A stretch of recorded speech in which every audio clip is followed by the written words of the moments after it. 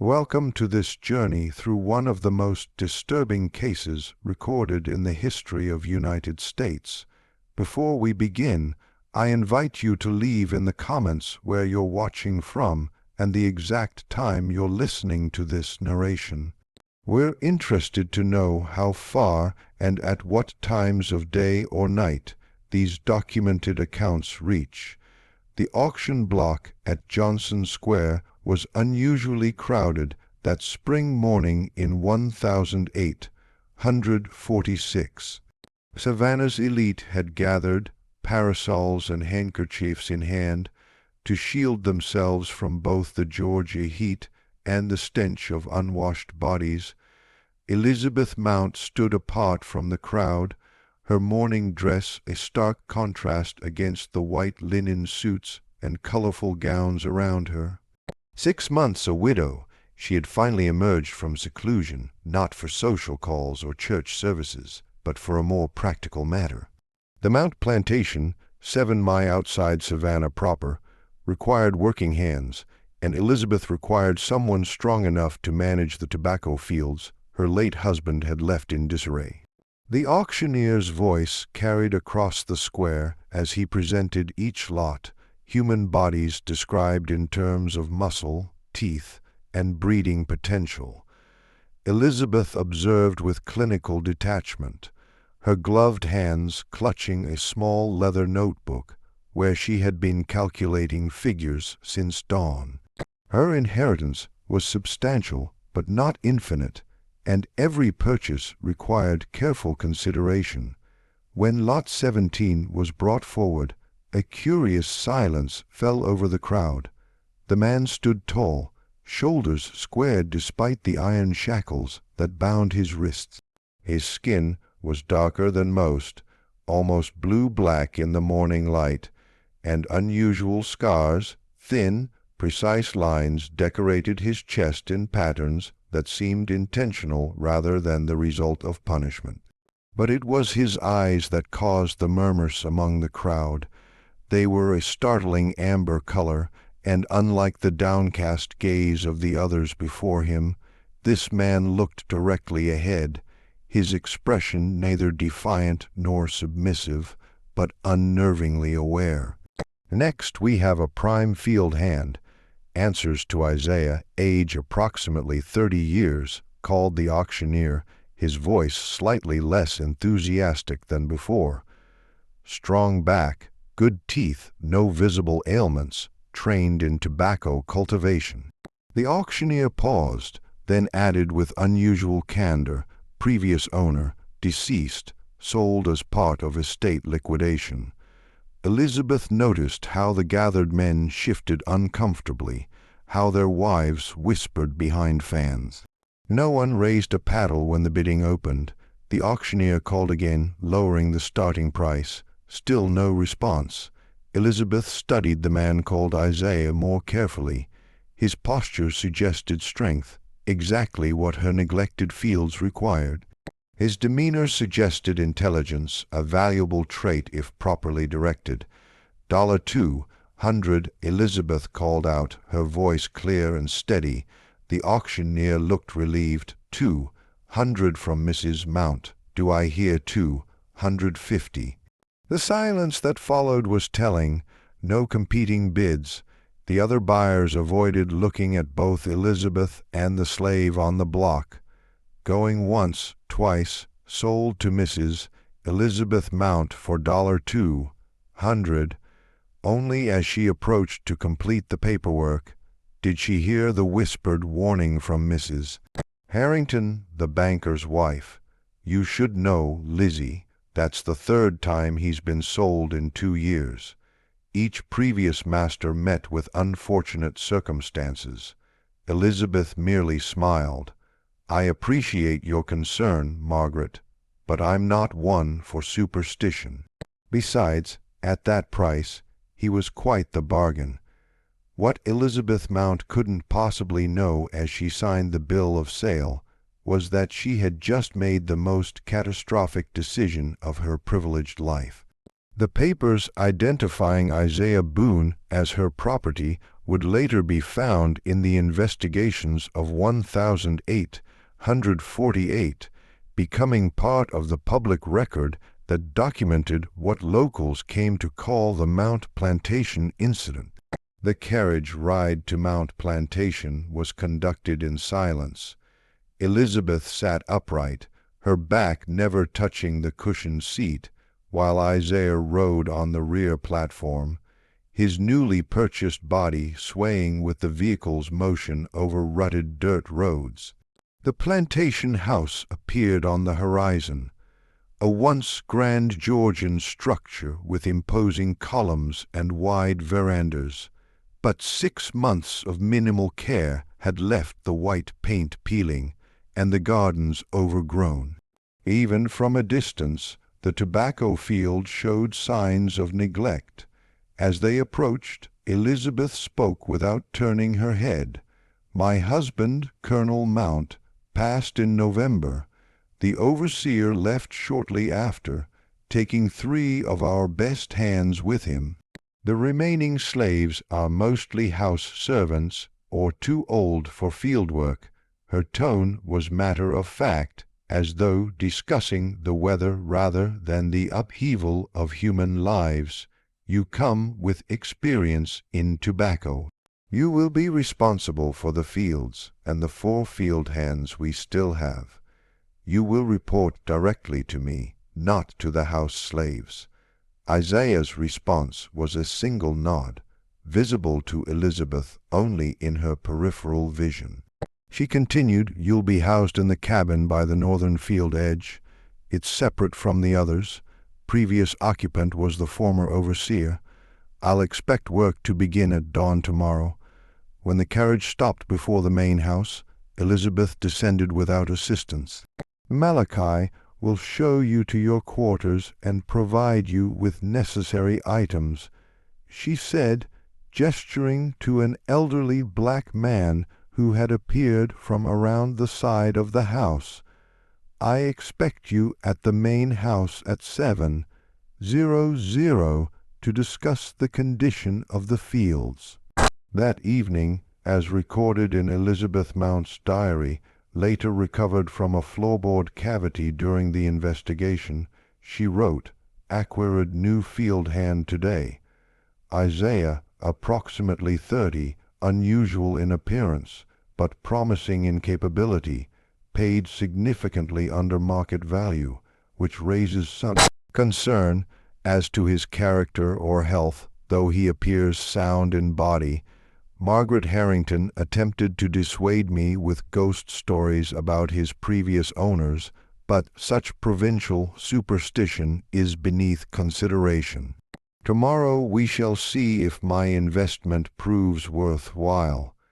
What the diary didn't record was the conversation that took place in the kitchen that same evening, documented years later through interviews with Malachi's daughter, Sarah, who had been 12 years old at the time. "That one ain't right," Malachi had whispered to the cook, Bessie, as they prepared Elizabeth's evening meal. "Saw them marks on his chest. Those ain't whipping scars. Those are ritual marks from the old country. My grandmother told me about men who carried such markings, said they weren't entirely of this world. Hush such talk," Bessie had replied, though her hands trembled slightly as she kneaded dough. "Miss already in a state since the colonel passed. Don't need no conjure talk, stirring up more trouble." Sarah would later recall how her father had lowered his voice further, heard things at the market. That man been sold 3 times since coming to Georgia. First master was found in his bed. Eyes open, but seeing nothing. Second one walked into the Savannah River at midnight, fully dressed in his Sunday best, never struggled even as he went under. Third one shot himself in his study with no explanation, and after each death, that man Isaiah was sold off quick and quiet. The household staff watched from windows when, at 7:00 precisely, Isaiah approached the main house. His gait was smooth, unhurried, his posture straight despite the day's journey. Elizabeth received him in her husband's former study, a room she had claimed as her own since his death, replacing hunting trophies with botanical illustrations and reorganizing the plantation ledgers according to her own meticulous system. The tobacco crop is failing, she stated without preamble. The soil needs attention. The remaining hands lack direction. She pushed a hand-drawn map across the desk. This shows the field divisions. I've marked where the problems seem most severe. Isaiah studied the map silently, then spoke for the first time, his voice deeper than she had expected, his diction more precise than she had presumed. "The rotation is wrong," he said, pointing to sections of the map. "Tobacco depletes soil. These fields should have been planted with legumes last season to restore nutrients." He continued with a detailed analysis that revealed not just practical knowledge but scientific understanding of agriculture that surprised Elizabeth. Her diary that night contained a longer entry. Isaiah demonstrated unexpected intelligence regarding crop rotation and soil management, speaks with unusual clarity and knowledge for one of his station, has recommended significant changes to our planting strategy. I find myself inclined to grant him the authority to implement these changes despite the unconventional nature of placing such decisions in the hands of a slave. Economic necessity must sometimes override social convention. Within 2 weeks, changes at Mount Plantation became noticeable. Under Isaiah's direction, the field hands worked with renewed purpose. Elizabeth, who had taken to observing from the upstairs gallery each morning, noted how differently they responded to him compared to her late husband's methods of shouted commands and threatened punishments. Isaiah spoke quietly, demonstrated techniques personally, and divided labor according to individual strengths rather than arbitrary assignments. More curious to Elizabeth was how the house servants reacted to his presence. They avoided him when possible, and when interaction was necessary, they kept their eyes lowered, not in the manner of showing proper deference to authority, but as though afraid to meet his gaze directly. Only Malachi seemed willing to engage with Isaiah, though their conversations, conducted in hushed tones on the back porch during evenings, ceased whenever anyone approached. By early June, the first signs of the tobacco crop's recovery were evident. Elizabeth recorded her satisfaction in her diary, snorts along with observations that became increasingly focused on Isaiah himself. His methods prove effective. The fields show marked improvement. I find myself watching his movements from the window of the study, the efficiency with which he works, the quiet authority he commands. There is an unusual grace to him that belies his station. Last night I dreamed of those strange markings on his chest. In the dream they seemed to form words in a language I almost understood. It was around this time that Elizabeth began to invite Isaiah to the main house more frequently, ostensibly to report on the plantation's progress.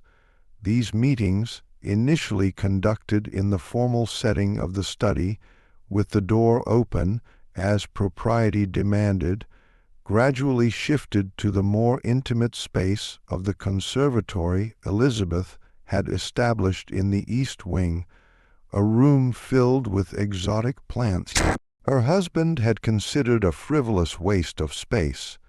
Between pressed leaves of her diary, investigators would later find dried specimens of unusual plants, carefully labeled in Elizabeth's handwriting, with notes indicating they had been provided by I.B., the only reference to Isaiah that didn't use his full name, a small but significant intimacy in the formal language of her journal. The first indication that something had fundamentally changed came in late June. Sarah, now serving as Elizabeth's personal maid, following her previous maid's sudden departure, citing illness, though rumor suggested she had fled after witnessing something disturbing, reported overhearing Elizabeth and Isaiah in the conservatory. Their conversation, conducted in low voices, had included references to the old ways and knowledge from across the water. When Sarah entered the room, she found Elizabeth examining one of the ritual scars on Isaiah's exposed forearm, her gloves removed, her fingers tracing the pattern with an expression Sarah described as hungry. On the 1st of July 1846, Elizabeth made an unprecedented decision.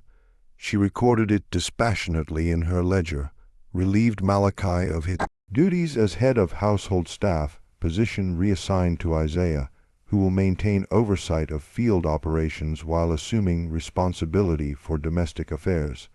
Efficiency demands centralized authority. The household staff received this announcement with shocked silence. That night, 2 of the younger house slaves disappeared, fleeing despite the severe penalties for runaways. They were never recovered. Isaiah now moved between field and house with formal authority, though he continued to reside in the isolated cabin. Elizabeth's diary entries became both more frequent and more cryptic. During this period, IB has shown me the meaning behind certain patterns, the knowledge preserved in flesh and memory, passed down from those who understood the world's true nature.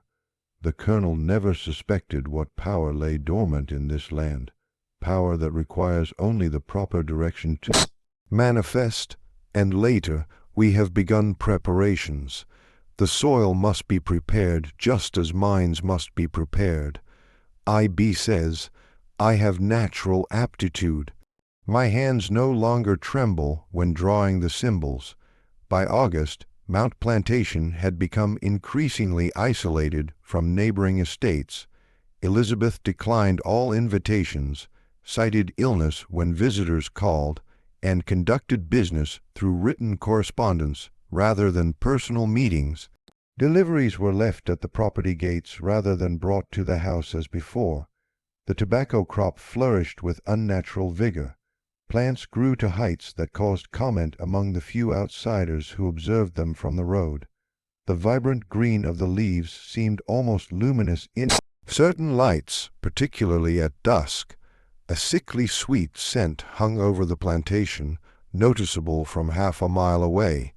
In her final diary entry dated September 23, 1846, Elizabeth wrote, Tonight we complete what was begun centuries ago in another land interrupted by chains and ships and severance of sacred connections. IB says the alignment is perfect. The moon, the stars, the flow of energies through Earth's veins.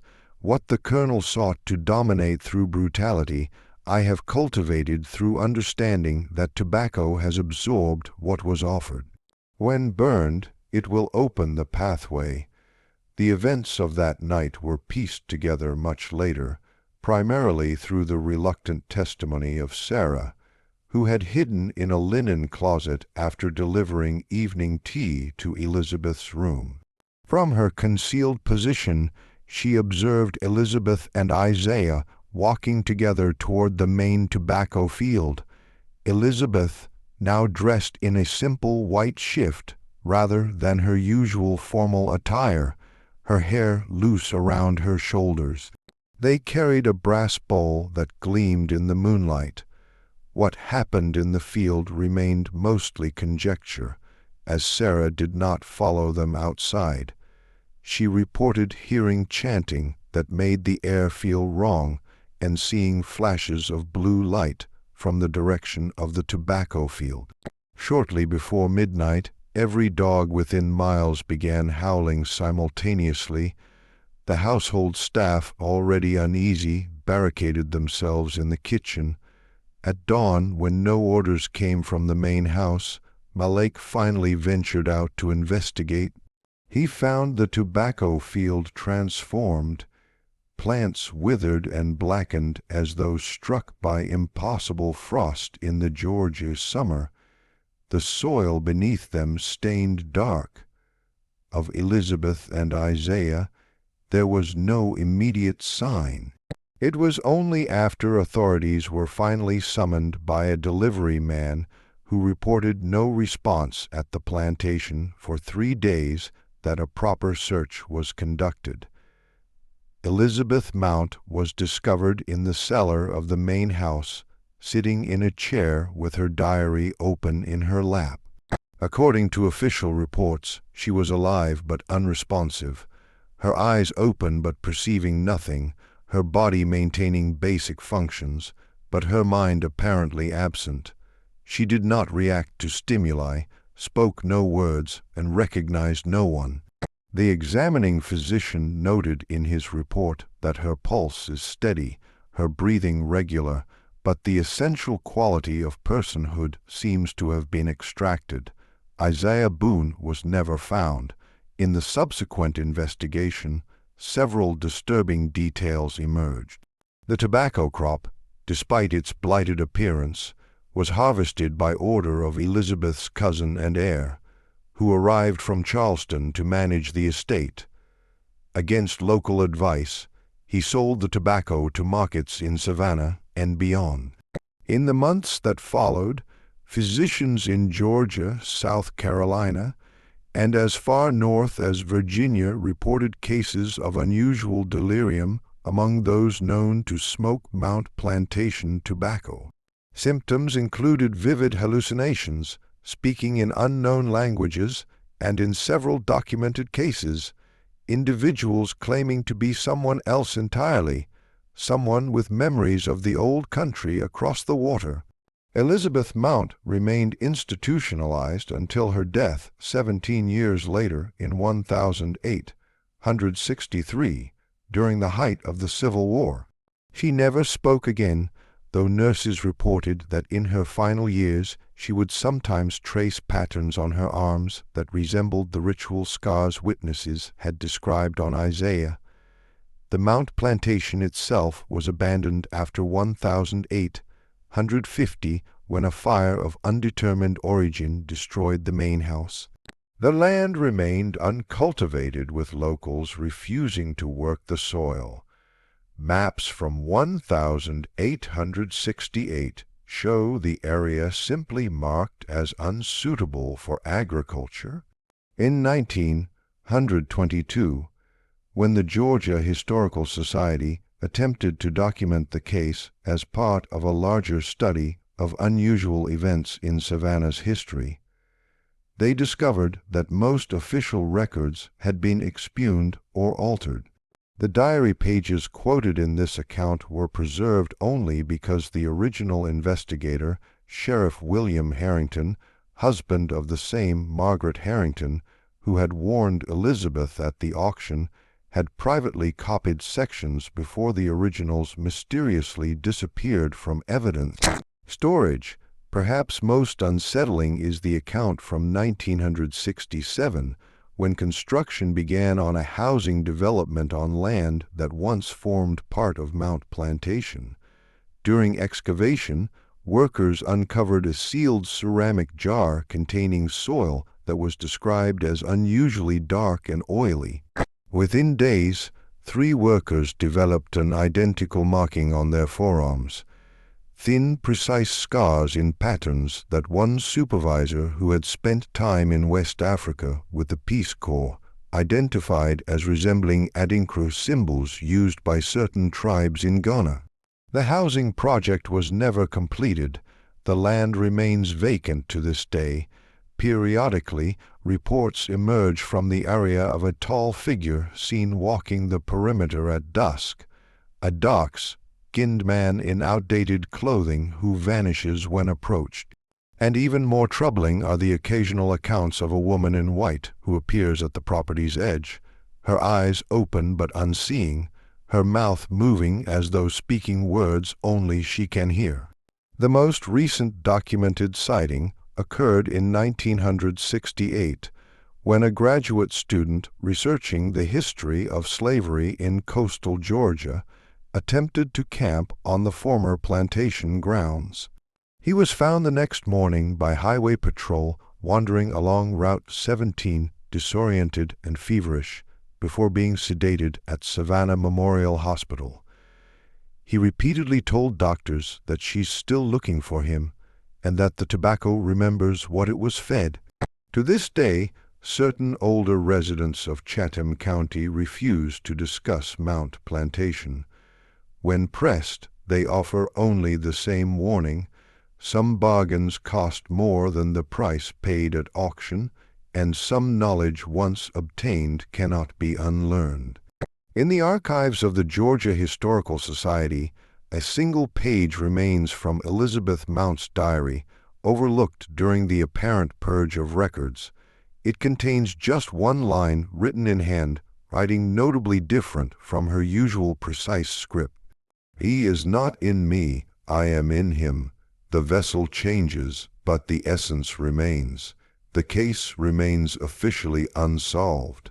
What few records have survived suggest that in the weeks before that fateful September night, Elizabeth's transformation was more complete than most realized." House servants reported that she had taken to wandering the plantation grounds at night, barefoot and dressed only in her night clothes, returning at dawn with soil-stained feet and fragments of unfamiliar plants clutched in her hands. Her correspondence, previously maintained with meticulous attention to social convention, ceased entirely. The last letter she wrote was to her sister in Charleston, declining an invitation to spend Christmas with the family. That letter, preserved by her sister and later donated to the Savannah Historical Society in 1932, contained an unsettling postscript: "I have found a purpose that transcends the petty concerns of our society. What Thomas sought through domination, I have discovered through submission to older and wiser ways. Do not attempt to contact me again. By the time you read this, I will no longer be the sister you knew." According to testimony from Bessie, the plantation cook, Elizabeth had stopped eating meals prepared in the kitchen by mid-August. Instead, Isaiah brought her unusual roots and berries harvested from the surrounding forests and swamplands.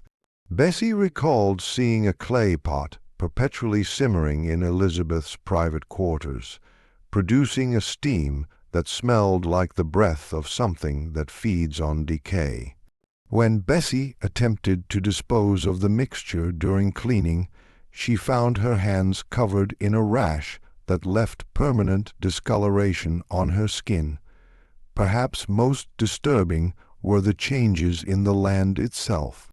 Contemporary accounts describe how the plantation's boundaries seemed to shift in subtle ways, with landmarks appearing in unexpected places. The creek that ran along the eastern edge of the property changed course over a matter of weeks, rather than the years such natural alterations should require. Hunters reported disorientation when passing near the Mount property, with several experienced woodsmen becoming inexplicably lost in terrain they had known since childhood. The tobacco crop's unnatural vitality was accompanied by more sinister changes in the local wildlife.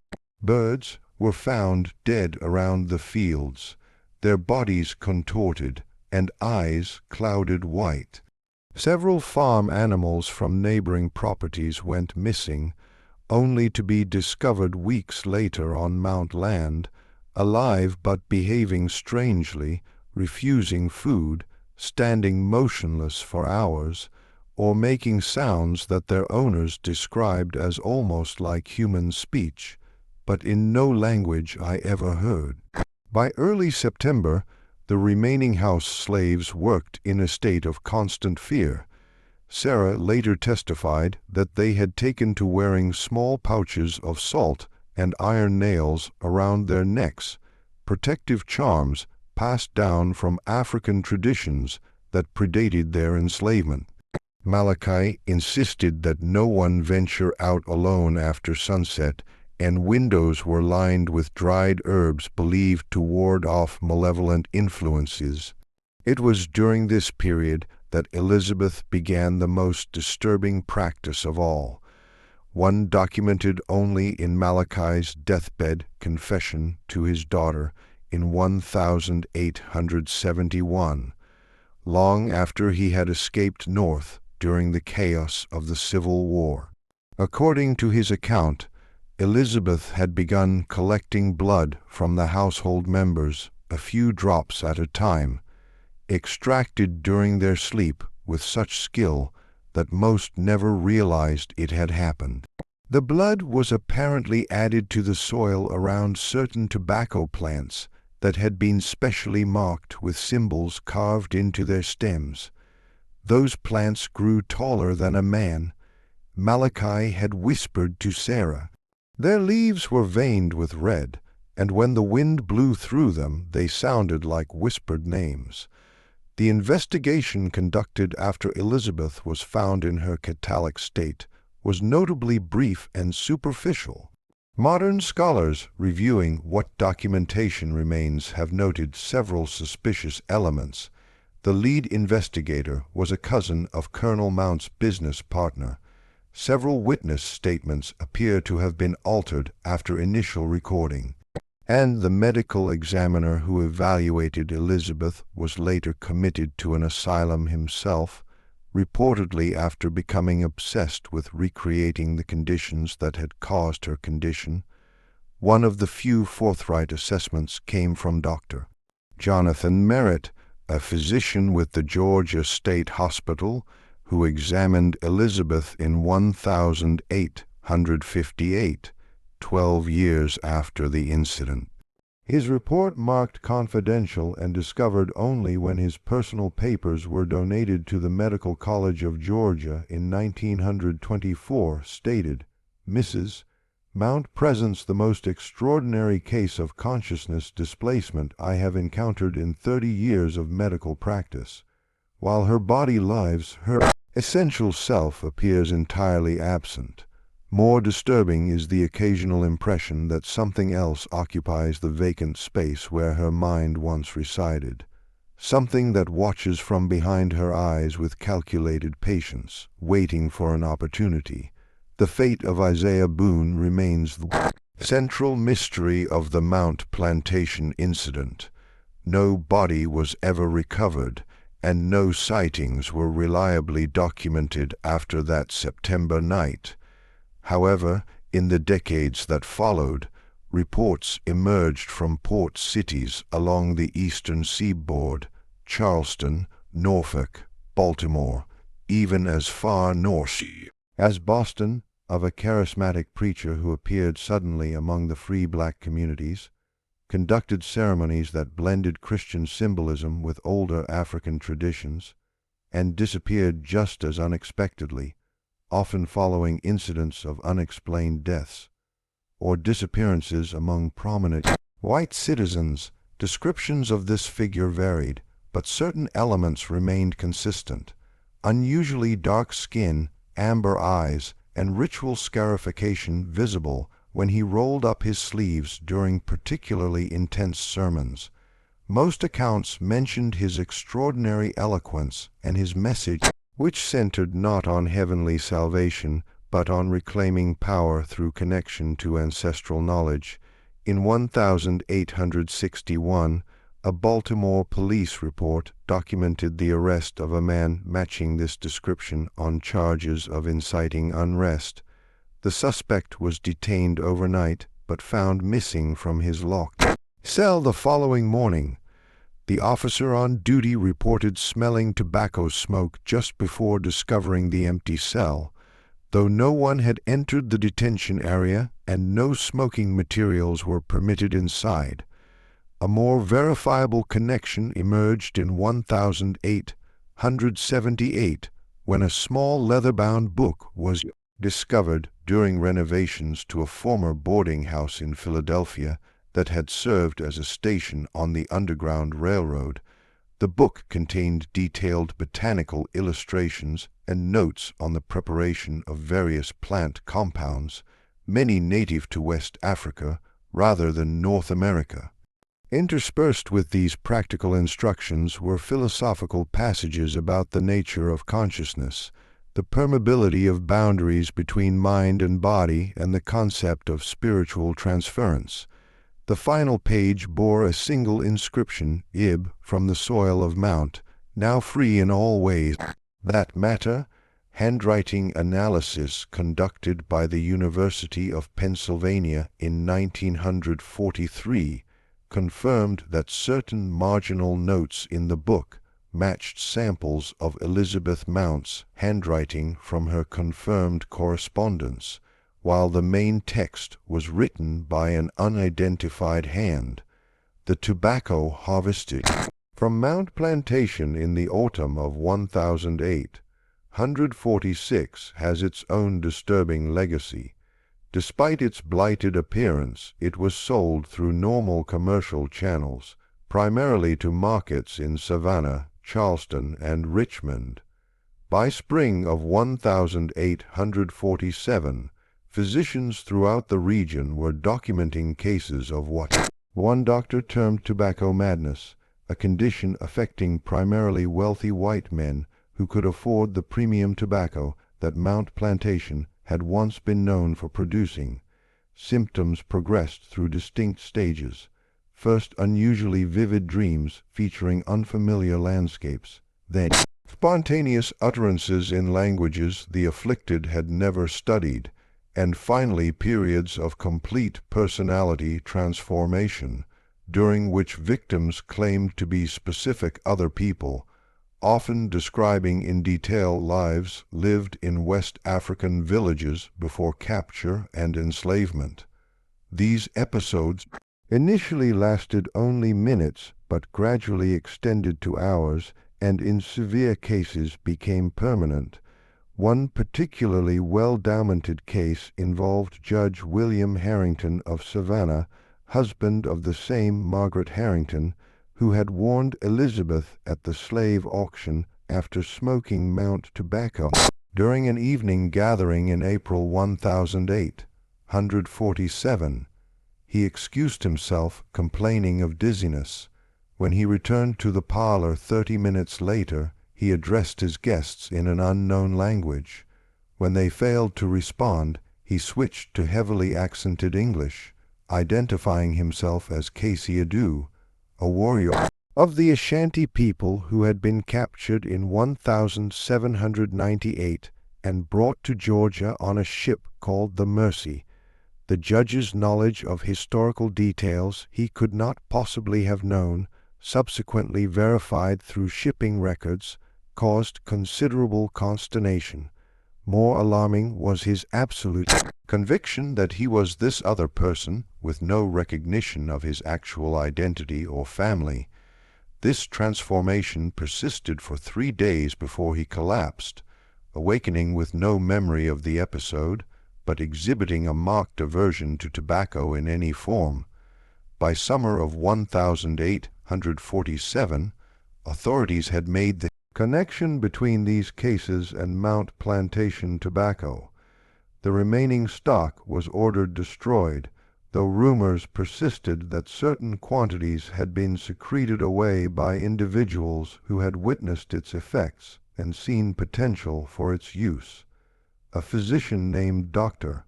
Everett Chambers became so intrigued by the phenomenon that he established what he termed a research sanctuary outside Richmond, where he collected several affected individuals for observation. His notes, published posthumously in the obscure medical journal in 1852, proposed a theory that the Mount tobacco had somehow become a conduit for the consciousness of enslaved Africans who had died without proper burial or ritual observance, their spirit-seeking vessels through which to return and reclaim agency in a world that had stripped them of all autonomy. Chambers' research facility burned to the ground in October 1008, 149. Under mysterious circumstances, no patients survived. Chambers himself was found seated at his desk, physically unharmed, but in a condition identical to Elizabeth Mount's, alive but absent. his consciousness apparently displaced. The Mount Plantation property itself developed a reputation that persists in local folklore to this day. After the main house burned in 1850, several attempts were made to reclaim the land for agricultural use, all ending in failure. Crops planted there either failed to thrive or produced yields that caused sickness when consumed. Livestock refused to graze on the property, becoming agitated when forced onto the land.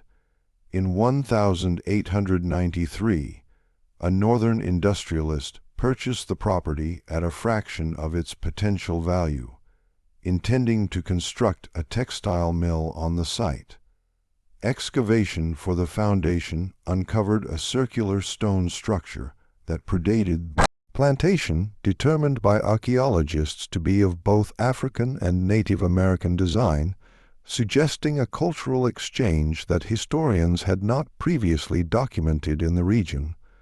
When several workers disappeared after entering the structure, the project was abandoned. The land remained untouched until 1926, when a portion was designated for inclusion in a new county road. During initial surveys, 3 engineering teams independently produced maps showing completely different topographies of the same terrain. The project engineer in his letter recommending an alternate route wrote, "There is something fundamentally unstable about the Mount property. The land itself seems to resist our attempts to measure and define it, as though its true nature exists in a state of constant flux." The most scientifically rigorous examination of the property occurred in 1954, when a research team from Emory University conducted soil and water analysis throughout the area. Their findings, published in the Journal of Environmental Anomalies, documented several inexplicable features. Soil chemistry that changed from one day to the next. Water samples containing organic compounds that spontaneously reorganized their molecular structure when observed under microscopes. And most bizarrely, audio recordings that captured whispered voices when equipment was left running overnight in certain locations. Voices speaking in a mixture of English and various West African dialects. The team's lead researcher, Dr. Marion Prescott, noted in her private correspondence, later donated to Emory Special Collections, "What we are observing defies conventional scientific explanation. The boundaries between living and non-living systems appear permeable here. The land itself carries memories perhaps encoded through means we do not yet understand. Most unsettling is the sense that these memories are not passive records but active influences, that the past is not truly past but continues to exert will and purpose." In 1968, the final documented investigation of the Mount case was conducted by graduate student Thomas Harrison, whose disoriented state after attempting to camp on the property was mentioned earlier. His complete field notes, recovered from his abandoned campsite, contain observations made in increasingly erratic handwriting. The final entry, dated October 17, 1968, reads 3:27 a.m. Awakened by what sounded like a woman's voice calling from the direction of the old foundation stones, followed sound, moonlight sufficient for navigation without flashlight. Voice stopped, replaced by smell of tobacco, rich, sweet, unlike modern varieties. Reached clearing where foundation stones barely visible through vegetation. Woman standing in center, white dress, dark hair loose around shoulders, approached slowly. She turned, face blank, eyes empty, but seeing nonetheless, spoke single sentence. He has almost gathered enough vessels, as she spoke, felt presence behind me. Turned to find tall black man, amber eyes, scars on visible forearms forming patterns that seemed to shift when viewed directly. He smiled, said, "Some debts can only be paid in kind. Some exchanges require equivalent value. Some justice transcends time, reached toward me. His fingers elongated, became smoke, entered my mouth, nose, ears. Could feel something inside moving aside to make room. Last clear thought, I am becoming a vessel. Harrison was found 20 miles from his campsite with no memory of how he had traveled such a distance on foot overnight. After his hospital evaluation, he abandoned his research, left the graduate program, and according to university records, relocated to West Africa. Correspondence from the American Embassy in Ghana confirmed that Harrison arrived in Ara in January 1969, but his movements after clearing customs were never traced. The most recent development in the Mount Plantation case came in 2003, when a tobacco company executive purchased several acres of the former plantation land, intending to establish an organic heritage tobacco farm specializing in heirloom varieties. Within months, the executive resigned his position, liquidated his assets, and established a foundation dedicated to tracing the genealogies of enslaved Africans and identifying their living descendants. When interviewed by the Atlanta Journal-Constitution about this dramatic life change, he offered a cryptic explanation. I came to understand that some debts can never be repaid, but acknowledgement is the beginning of justice. The land remembers, the blood remembers, and those who were silenced have found new ways to speak.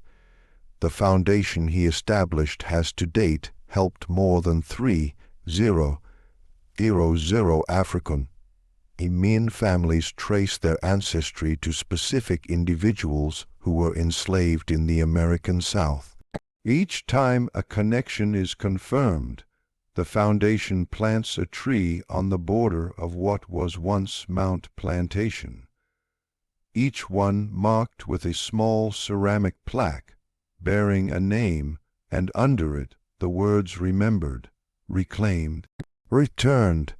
Local residents report that on certain nights, particularly when the moon is full, these trees appear to shift position slightly, gradually, forming a pattern that can only be fully perceived from above.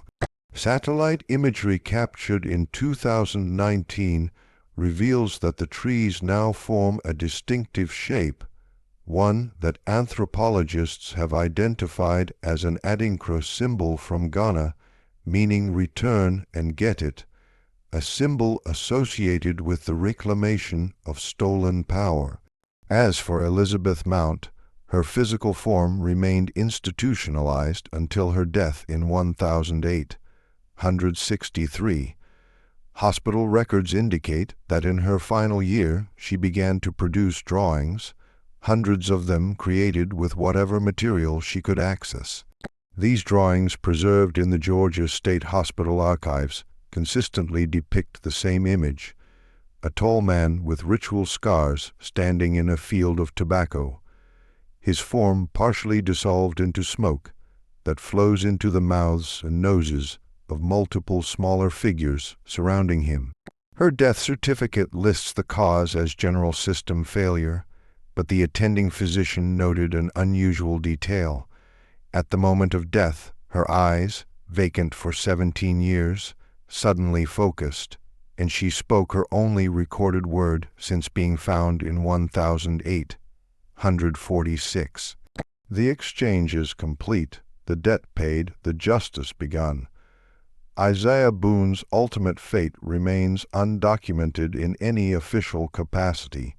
Yet throughout the South, in the decades following the Mount Plantation incident, stories persisted of an unusual presence, sometimes glimpsed as a tall figure with amber eyes, sometimes felt as an unexplained compulsion, sometimes manifesting as a distinctive scent of tobacco that preceded unexpected changes in fortune, particularly reversals in which the powerful suddenly found themselves powerless, and the subjugated discovered new avenues toward freedom. During the Civil War, Union soldiers reported encountering an unknown black man who provided detailed intelligence about Confederate positions, appearing and disappearing with inexplicable ease. Fleeing slaves spoke of being guided to safety by a figure who could walk through slave patrols undetected. After emancipation, several former slave owners in Georgia and South Carolina reported being visited in dreams by a scarred man who showed them memories of the brutalities they had inflicted, dreams so vivid that several sought out their former slaves to offer restitution. The last potential connection to Isaiah Boon appeared in 2017 when renovations to a historic building in Savannah uncovered a sealed compartment containing a leather-bound journal dating to 1872. The journal belonged to Rebecca Carter, a former enslaved woman who had established a successful healing practice after emancipation. In it, she documented visits from a man she identified only as the vessel keeper, who taught her about plants that could heal the body by first addressing the spirit. Her description matches earlier accounts of Isaiah: unusually dark skin, amber eyes, and ritual scarifications.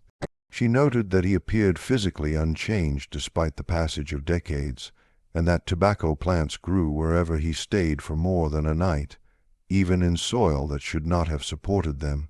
The final entry in her journal, dated December 3, 1872, reads, "He says his work in this land continues but nears completion. The vessels are almost filled with what was stolen: dignity, identity, memory, power. When the exchange is complete, he will return home across the water, carrying with him the essence of those who stole so much from so many, a justice beyond the comprehension of their laws, but perfectly aligned with the deeper laws that govern all existence. He asked me to record these words: let those who read this understand. No debt goes unpaid, no action without consequence, no theft without eventual restoration. The tobacco remembers, the land remembers, the blood remembers, and I am the keeper of that memory until balance is restored."